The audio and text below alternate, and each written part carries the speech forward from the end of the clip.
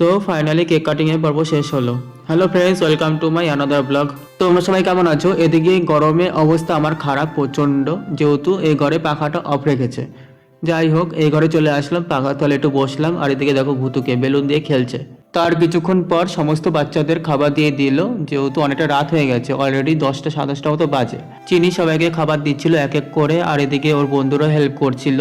ওরাও ঘরে যে কজন বসেছিল সেই কয়জনকে খাবার দিয়ে দিচ্ছিল, আর এদিকে দেখো সবাই আড্ডা দিচ্ছে আমাকে ছাড়াই। এদিকে আমি সবাইকে বলছিলাম চলো বাইরে গিয়ে একটু ডান্স করি, বক্সটা নিচে শুধু শুধু। এদিকে বক্স চলছে ঠিকই, কিন্তু কেউ ডান্স করছে না। আর এই দেখো দিদা চেয়ারে বসে আছে অনেকক্ষণ ধরে, আর এদিকে টেকেও গেছে ওর বড় মামার কোলে, দাদার সাথে সেই মজা করছিল। তারপরে সবাই মিলে খেতে বসে পড়লাম। এদিকে আমি যখনই ক্যামেরা অন করি বৌদি লজ্জা পায়, জানি না এত কিসের লজ্জা বুঝি না। আর এই সাইডটা বসেছে ছোট মামি, বৌদি, তানি, পুচু, আর আমার সাথে বসেছে শম্পার সাথে প্রায় অনেক দিন পরে দেখা।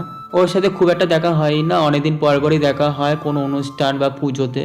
অফ টাইমে তো দেখা হয় না, ও ওর মতো ব্যস্ত থাকে, আমি আমার মতো ব্যস্ত থাকি। আর এই দেখো ছোট মামি, বৌদি, শম্পা আবার ওদেরকে ডেকে ডেকে দেখাচ্ছে।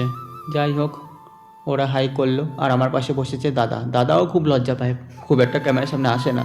চলো, খাবার দিয়ে দিয়েছে। সবার প্রথমে স্যালাড, তারপরে রাইস, তারপরে দিয়েছে চিকেন, আর সব শেষে ছিল পায়েস। তারপর খাওয়া দাওয়া করে সবাই বেরিয়ে পড়েছে, মানে অলরেডি অনেকটা রাত হয়ে গেছে, প্রায় 12:30 মতো বাজে।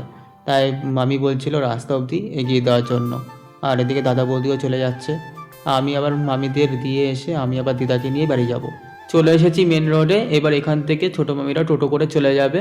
আমিও টাটা বাই বাই করে চলে গেছিলাম বোনদের বাড়িতে দিদাকে আনতে। গিয়ে দেখি দিদা পুরো রেডি। দিদাকে বলছিলাম চলো এবার যাওয়া যাক বাড়ি থেকে। যাওয়ার আগে বাবুকে একটু কোলে নিয়েছিলাম, এই দেখো। তারপরে বোনকে আর চিনিকে বলে বেরিয়ে পড়লাম বাড়ি যাওয়ার উদ্দেশ্যে। চলো এবার বাড়িতে যাই। আর দিদা আমার পেছন পেছন আসছে, এই দেখো।